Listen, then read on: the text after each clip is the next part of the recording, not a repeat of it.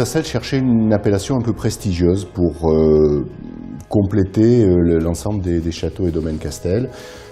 Saint-Émilion s'est imposé pratiquement de fait parce que c'est une des appellations qui est les plus célèbres dans le monde, hein, avec certaines appellations médocaines. Et donc on a recherché une propriété sur Saint-Émilion et le site a commencé d'abord, naturellement, le site a charmé tout le monde. Chartreuse, magnifique. Tout le monde a été séduit par l'emplacement de Montlabert. L'audit technique du vignoble ensuite nous a un peu confortés en disant oui, on est capable de faire quelque chose. Ça va demander du travail, mais on est capable de faire quelque chose.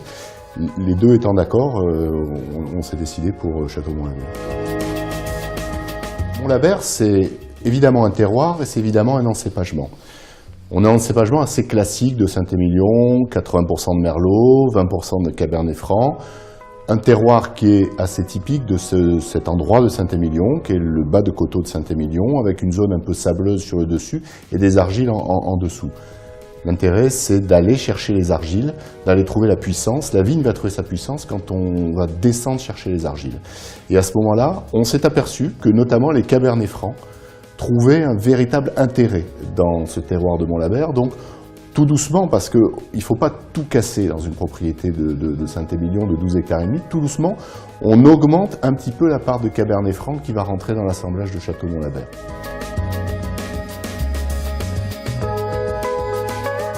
Ici, on a deux vins produits sur la propriété.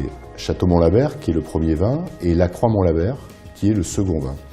Des profils différents, bien évidemment, puisque le second vin est tout le temps un vin plus accessible, avec moins de concentration, mais plus de fruits. C'est quelque chose qui va moins vieillir en bouteille, mais dans lequel on va trouver plus de plaisir dans sa prime jeunesse en dégustation. Et le Château Montlabert, qui lui, se doit d'être l'expression du millésime pour le terroir de Montlabert. Montlabert, c'est une propriété qui a beaucoup changé de propriétaire durant sa vie. Il y a eu toute une période durant le milieu du XXe siècle où la propriété n'a pas été très bien exploitée. Voilà. Et ça a repris ensuite avec l'arrivée d'un négociant belge qui a commencé à relancer la propriété, qui était propriétaire de 2 crus à Saint-Émilion et qui nous l'a vendu. Et on se base vraiment sur l'histoire avant 1960 de Montlabert pour recréer le cru. Montlabert, la philosophie qui prédomine en fait, c'est l'aboutissement de la philosophie générale des châteaux et domaines Castel. C'est la recherche de l'identité parcellaire avec toute l'intégration de ce que la tradition et le modernisme des vins a pu amener à la profession.